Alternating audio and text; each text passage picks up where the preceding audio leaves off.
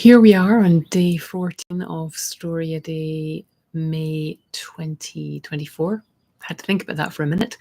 But today's writing prompt is all about show, don't tell, which is one of those things that people love and loathe, and writing teachers love to talk about it, critique partners love to talk about it, and writers go rah when everybody talks about it because it's such a nebulous concept, and it's one of those things everyone says you're doing wrong, except when they say you're doing it right. And then you're like, I don't know, I was just writing. So today, since I've always struggled with it as well, past Julie, because here's the thing I've noticed.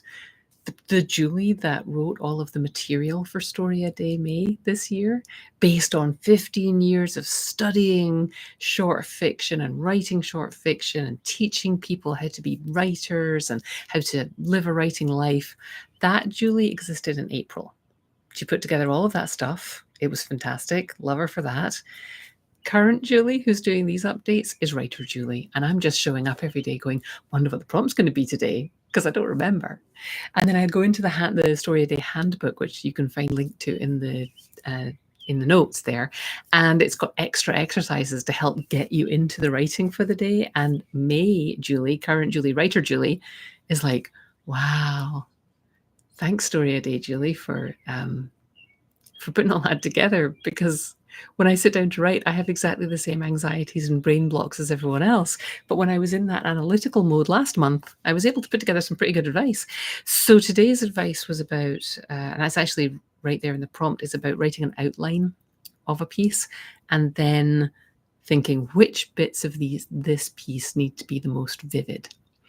And it's kind of an awkward mechanical way to write, and somebody commented on that in the comments. You can see that, but it's like when you're learning any new skill, it just feels like when I do a new exercise and you think, how do you want me to move my leg? I'm like, I've owned this leg my whole life, and then all of a sudden I can't remember how to bend my knee because you're telling me to do it slightly differently than the way I used to do it for a different exercise.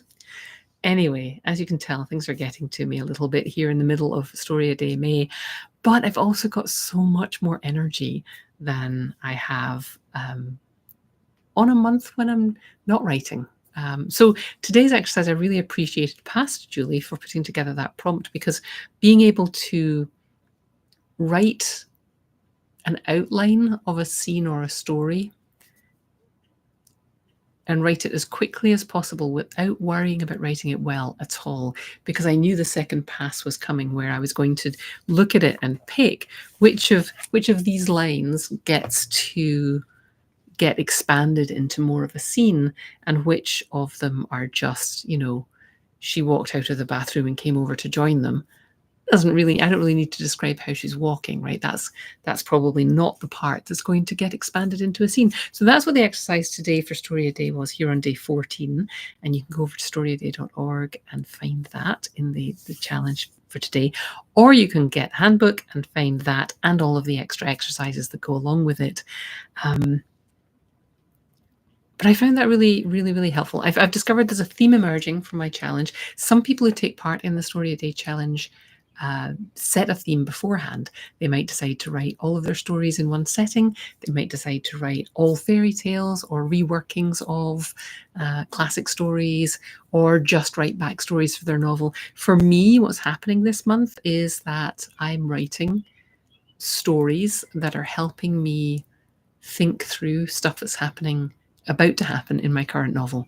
So a lot of my stories have involved characters from that current novel, in either situations that are going to come up in the book later, or situations that have already happened. But the ones that are really fruitful for me are the ones where I'm sort of skipping ahead of all of the chronological stuff I might have to do in the book, and just looking very exquisitely the way I would look in a short story, just that very blinkered view that a short story has, where you're just looking at what's happening in that particular moment.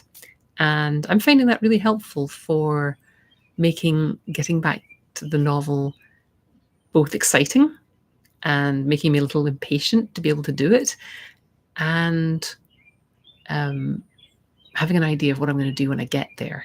So though I am writing stories, like yesterday's story from the horse's point of view, that is definitely not going in the novel, but it does help me see the venue where that thing was happening. So If you haven't started writing a story a day in May with us, jump in. There's over half a month to go. You don't have to write every day. You don't have to write every other day. I suggest you try and start and finish a story on the same day when you write. I suggest that you make rules before you start and stick to them so that you get that buzz of sticking to your goals. I'm certainly writing every day. I don't know that I'm certainly not writing a publishable quality story every day, but I am writing every day and I'm loving it.